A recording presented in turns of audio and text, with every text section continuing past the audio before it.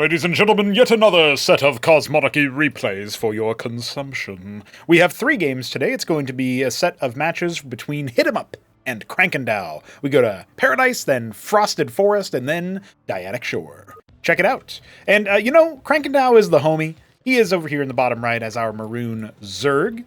And we've got HitEmUp, aka Leviathan. This is listed as, this should probably be yellow, but I'm actually going to say Aerolite yellow. Oh, it was brass. God damn it. I just saw the faded yellow, and I knew it wasn't just regular yellow. It's all right. It's all right. We have more opportunities to guess the right color. Over 100 player colors in Cosmonarchy, and you can use many other colors and all sorts of other cool things. You can use blue colors as Zerg and brown colors as Protoss now if you want to, using our preferred color system, because I just fixed that little oversight. Anyway, PSA's out of the way. Hope you guys are enjoying the weekend event that we've got going on here as well. And we do those every... Krankendau told me to say that it was every fortnight, but I don't play Fortnite, and that's not what we were playing on those weekend events. So I don't know what he was talking about. But every 14 days...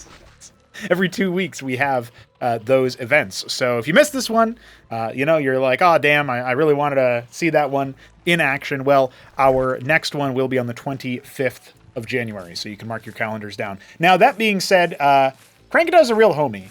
He notates his replays very nicely, and he even was kind enough to notate the replays which race his random opponent was.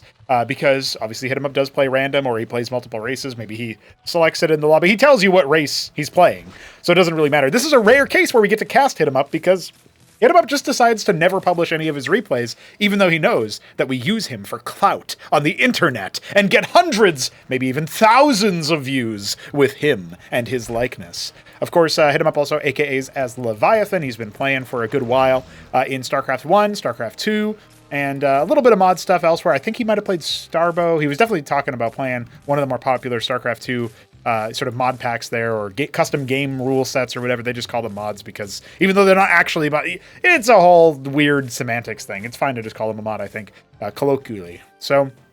yeah, as we get a little bit deeper into this replay, check out Cosmonarchy if you haven't already. You can see our homie here going for mech without needing a stockade, without needing a barracks for those who are uninitiated. And Krankendau, you get Burrow as default by Zerg. You don't have to research anything, just like you get mines as default as Terran. And they're lobotomy mines. They're different. That is also going to help you factor in a little bit there. This Vulture might get a little bit of doohickeys there. It's actually kind of boxed in by the Quas. Instead, it looks like he's just going to go ahead and skedaddle. Takes a lot of damage. That's fine. Tickled to death, but not quite to death. It will be a quarry, so Leviathan, aka HitEmUp, is going to be gunning for that extra little bit of economy, as well as scouting. And a fast Zork is for Crank. Okay, he's thinking about being maybe a little bit more on the aggressive side. What was it that Krankendau said about these replays? He said that Hamster would call these games not boring. That tells me a thing or two. It's dog-lived spectating, though, not Hamster. We've got quite a few people playing this game. You can join our Discord server for active games, or you can just play by yourself. We got some single-player content, tutorials, all sorts of cool stuff. So, with all that said, Krankendau will most likely unburrow this worker at some point just to get another rescout to see what's going on. Nice little tactic that you can use. We actually saw the Vulture pathing strangely earlier. That's because you can stand on top of burrowed units to reveal them. And so, HitEmUp was hoping to catch that at some point. He's laid quite the minefield out here to stun any ground units that are going to be walking out. The Zorka Shroud will allow Krankendau to get some pretty good value for his dollar here, as he gets some nice tanky units. He's keeping a bit of gas in the bank as well. Kind of makes me think he wants Lakes. The new lurker, the Lekizalisk, comes out of the eggs directly instead of being made out of the Hydralisk. And yes, indeed, he's going to make 2 of those. Now, Krankendau he's just known for his Lekizalisk play. He's the guy who makes like 10 of those and then walks into your base with them. He's just an oddball type of character in that respect. And the Talus is going to come in and see the beginnings of this, as well as get a good bead on the Quasilisk count. So that worker that just died, that unit that was flying around, that is indeed a worker. And now Krankendau moves a little bit further, but that is going to alert HitEmUp, and he will say, hey, I know you're here somewhere. There you go. He figured it out.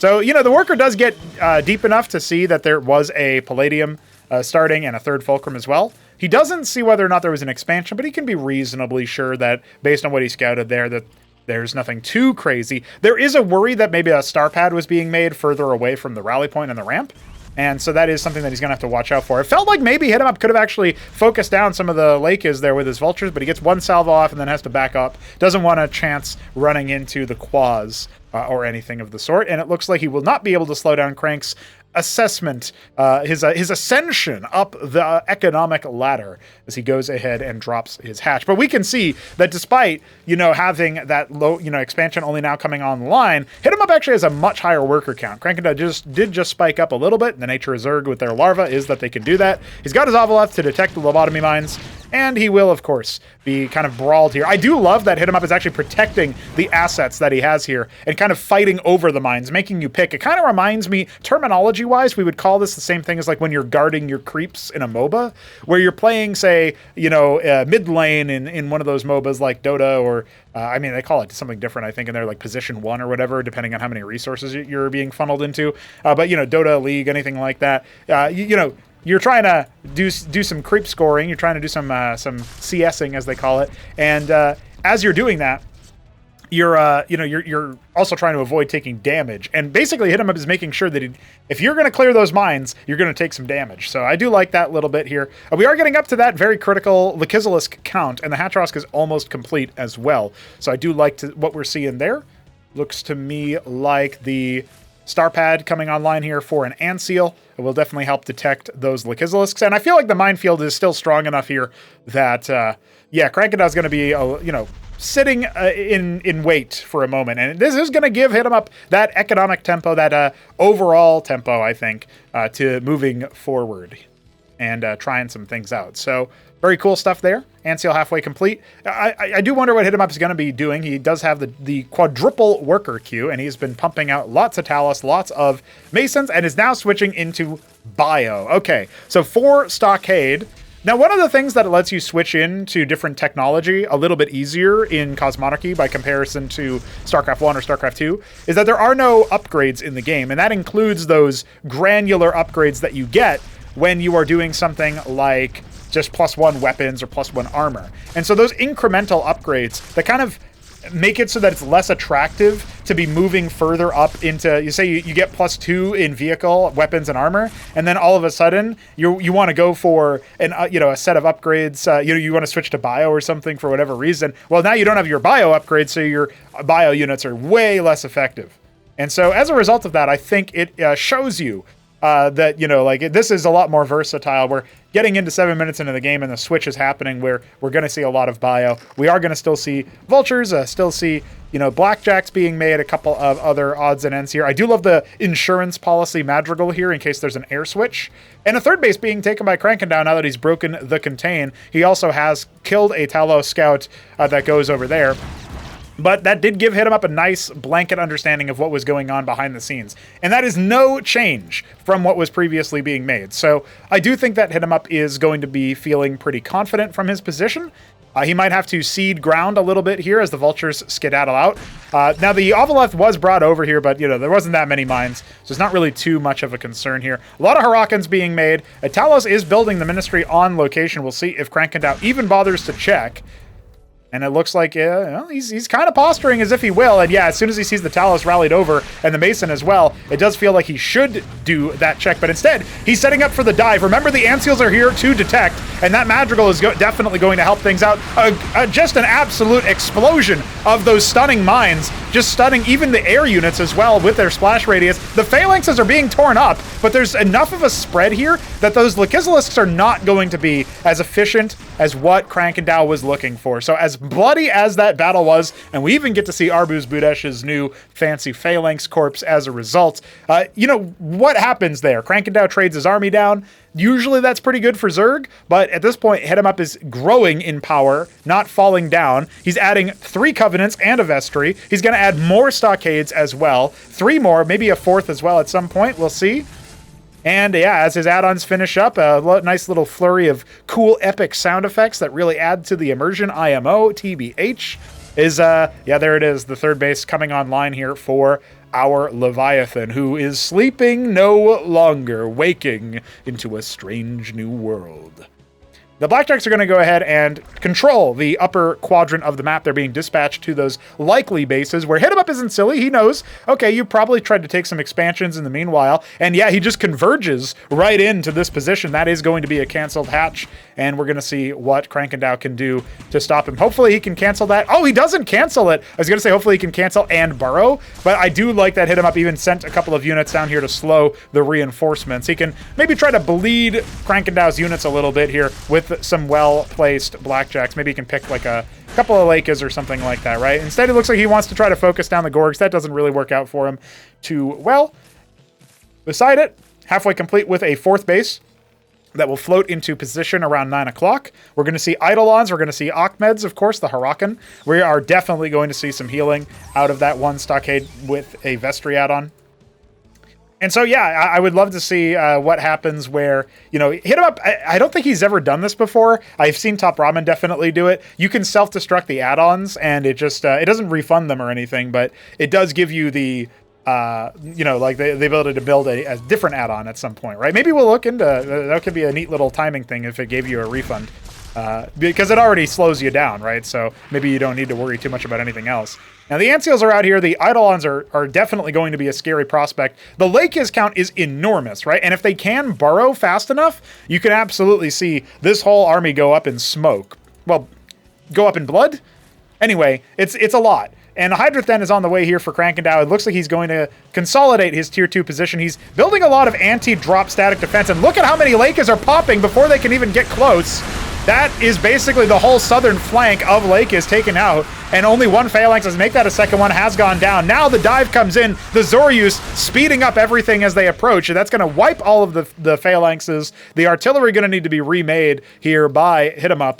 But in doing so, most of the Lakers do go down. It was a very expensive loss, and very crucially, most of the Eidolons stay alive, right? So that is something that we're going to keep watch on. When you get to a really critical amount of that, that can be very, very deadly. And look at how many more stockades are being added. We're seeing 5 of them go back up, and that is going to be a lot more Hurakans to just drown the Zerg in Terran Bio. Not something we normally see, but such is HitEmUp's worker advantage. Tier 2 on the way for Krankendau. He is slowly starting to saturate that base. He's rallying over a lot of workers and such. And now through the middle of the map, HitEmUp saunters on over, intent on potentially pinching the army. But it looks like Krankendau is shadowing him nicely. The one Antseal or 2 Antseals over here, revealing a single Quaz. He's scouting out the top left. No static defense over here or in the 3rd base for our HitEmUp. So let's see what the Leviathan does as he looms over the battlefield.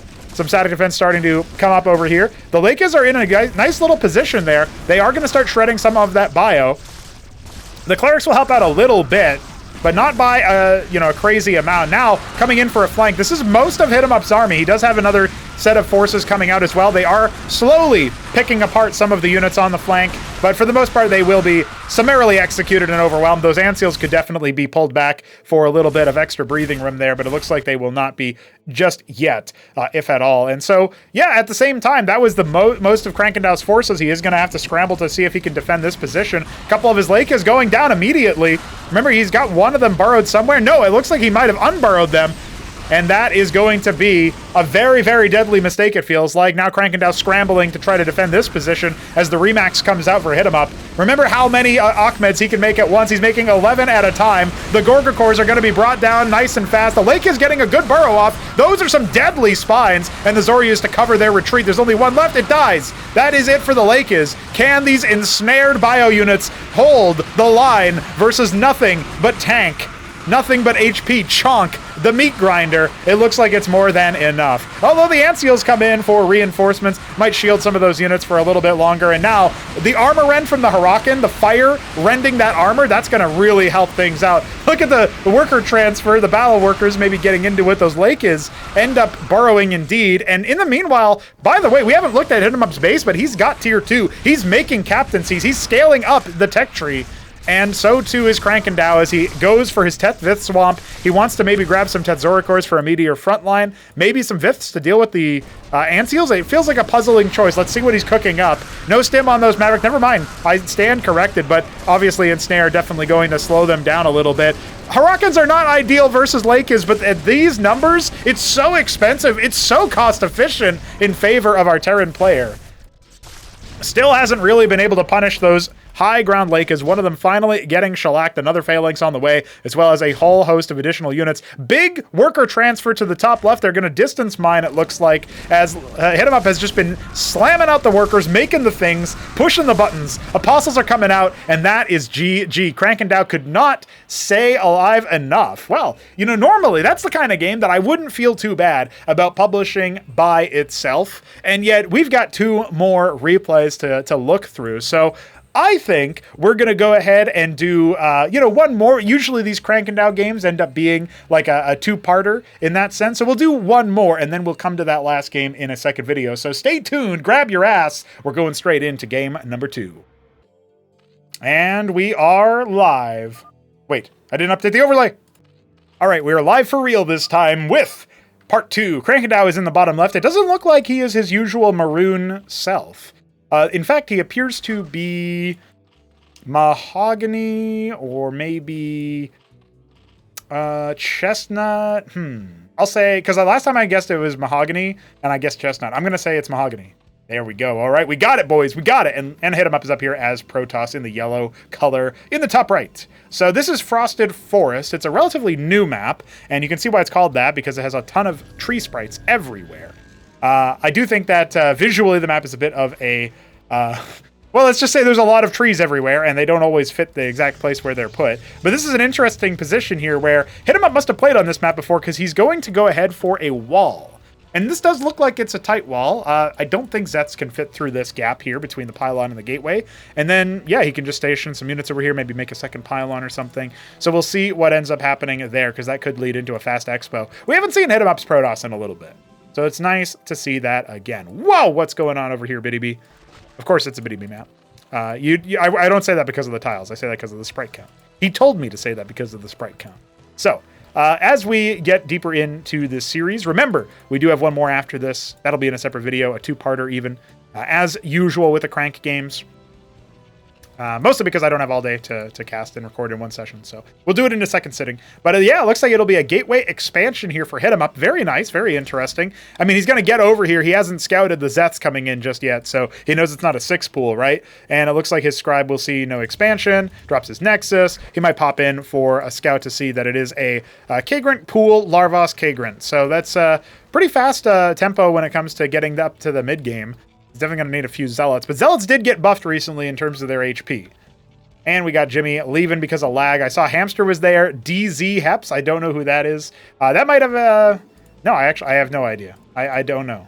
I couldn't tell you. Who knows who it is. But either way, we got a Warden coming behind the gateway. So that's pretty neat. We're going to see Krankendau end up running away with his worker for a rare time. Normally he burrows it by the choke or something. We'll see. Maybe he comes off to the side here and does that. Wow!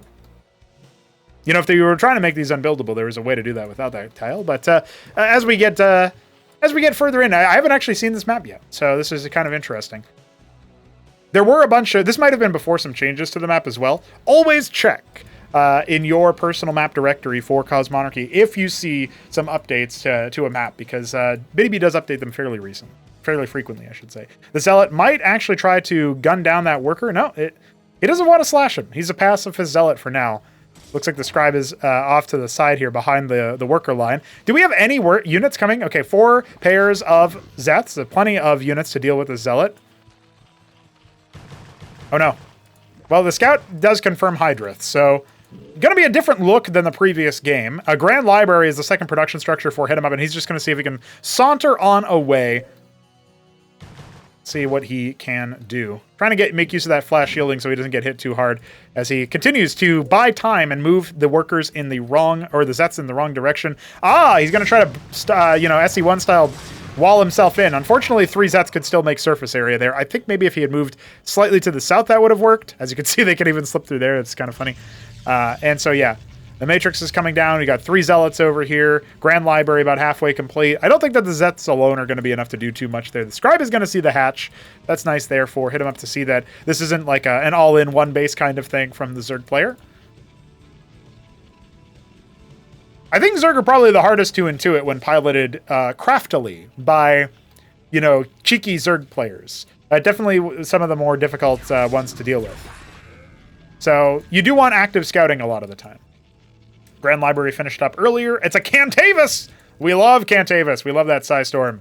Give it to us. Oh, my cheek! I can't believe this. Well, the Scribe is going to show itself after warping in those 2 Wardens. Does Krankendau check? Oh, yeah, you know Krankendau checks. That was a little too obvious, my friend. So those are going to have to get canceled. Very funny. He does pull all of these Zets back, though. It wasn't entirely without assistance, without purpose. And now my fear that the Zealots are out on the map, and so he's going to stay home as well, going for that 3rd base and another macro hatch as well. Very interesting. Had a lot of minerals floating. Looks like that's how he elected to spend it. This is a neat style of platform over here. It's like a plateau outside of your natural that is possible to be fully surrounded on the ground, except for this small little area here. Interesting design. Interesting design. As we get deeper into this game, I'm definitely going to be taking a look. You know, obviously my first reaction is, oh my god, look at the sprites. But, you know, beyond that, there's what are the tactical things? Because you can always fix the appearance of the map later. But what are the actual design elements of the map, right? That's definitely going to be the most interesting thing about it. And people are saying that they like the map. They are saying that it's a cool one. So this is a 2-spawner, I believe. I don't think you can spawn in the top left here. Yeah, that would be bold, a bold choice, but I don't think that's the way it is. Yeah, I think it's a 2-spawner. So, cool. All right, so anyway, enough looking at the map. Let's see what our players are doing. It's triple Grand Library, going to be making Atriuses out the wazoo with Crucible coming online here for HitEmUp to speed up the process there. We do have a Hydra Den coming, turning into a ski-backed scab, so we are going to see Bactylisks. Now, Bactylisks were slightly nerfed in the most recent version of pre-release as of the recording of this video. They do end up providing you with slightly less attack speed, so that is worth throwing out there as an idea. Warden defensively, in case of drops or other shenanigans. We do have an Envoy coming out here. Zealots on the map, just going to see what they can get done. You know, I will say it, HitEmUp hasn't really pressured Crank that much in the early stages of the game. So he's actually been allowed to get up this 3rd base without really any contest, without having to invest in a lot of additional military units. If you look back at the Terran versus Zerg game that we just cast on Paradise, it's kind of interesting to see that what we're seeing out of, you know, HitEmUp's Terran is he does seem to put a timer on how long Crank can just make workers. And here he's not really doing that. You know, he had the Warden move. He's got the Cantavis, though. What can we do here? What's the death toll? Already, instantaneously, 6 worker kills. And away he goes. That's going to be a Circuit morph. So he manages the worker count a little bit, but in doing so, he's going to float over and see that indeed there's been another base made. Well, that might have pulled the attention of some of those units.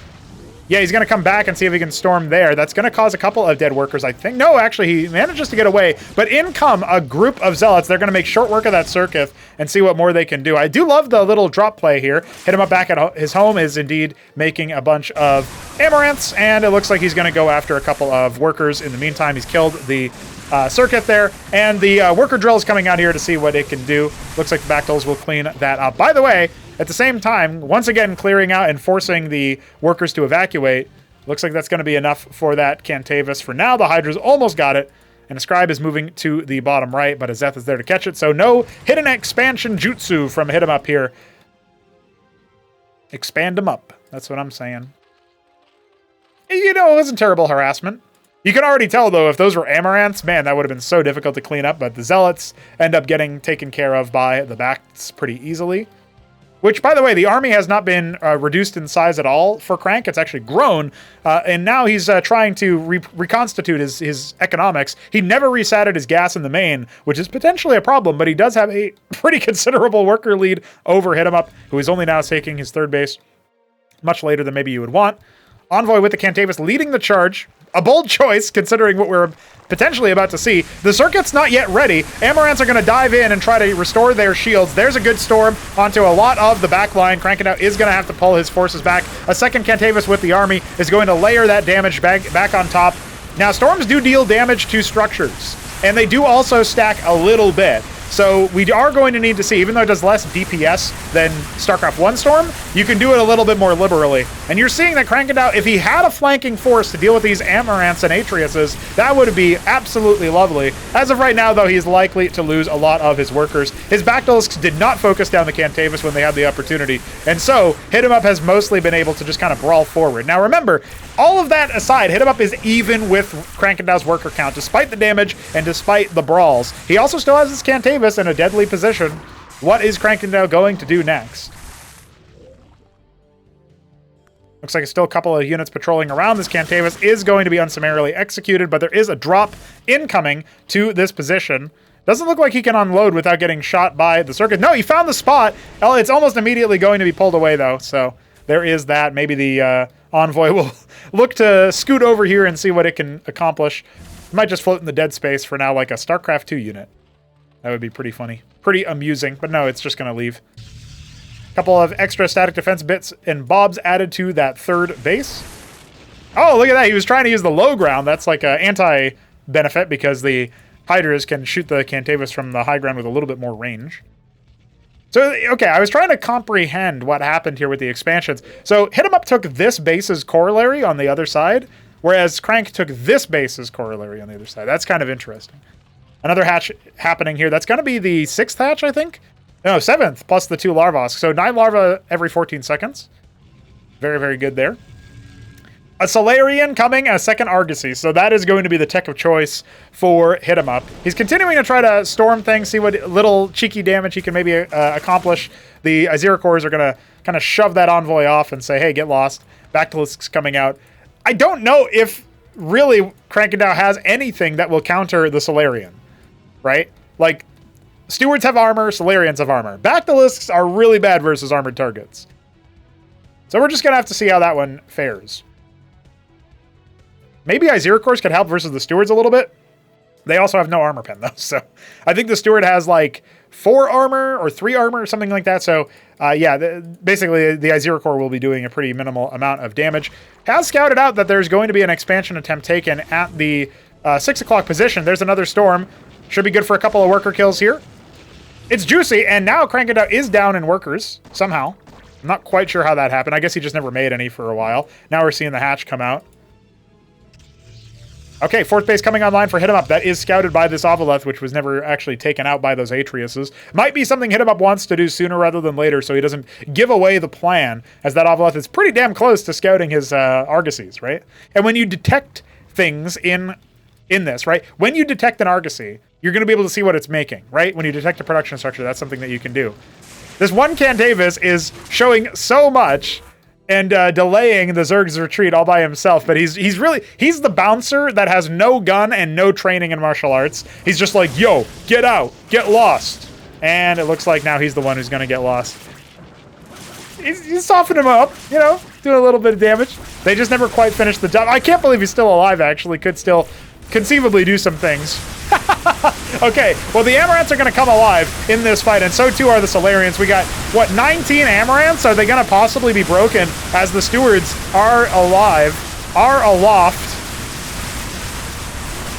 Yeah, 3 armors, so the Amaranths are not the only tanky boys on the field. The Stewards are definitely going to be doing a lot. The Atrius is slowly eating through all the Azeracors, and it looks like Krankendau has been routed. More and more Amaranths are coming in. So what does Krankendau do in response to this? Because at the very least, he took this engagement, which was not ideal for him, and he did so taking this engagement versus HitEmUp as he's all the way on HitEmUp side of the map. A lot of Azeracors come out, but there's nothing else in production for Krankendau. He simply doesn't have anything else as of right now, and the Amaranths are getting on top of him. He's got no armor rend. He's got no armor pen. 16 Azeracors, that is most likely not going to save you, my man. No static defense coming for anti-air, so the Solarians are just going to run roughshod over his bases, it feels like. Yeah, Grand Library Argosy, what a composition. He's totally left that gateway alone. I would have loved to see maybe Hierophants or Ecclesiasts with this force, but those support units aside, yeah, he's basically switching into Tier 2 and Tier 3 Protoss alone. Very interesting. 4th base, fully operational, thinking about setting up that very important 5th at 12. That will be, of course, the 4th base and the 5th base coming online here for Krankendau. So he's got good eco. Oh, no, don't tell me he's going to overcorrect by moving all of his army up to deal with one Zeth. Oh, man.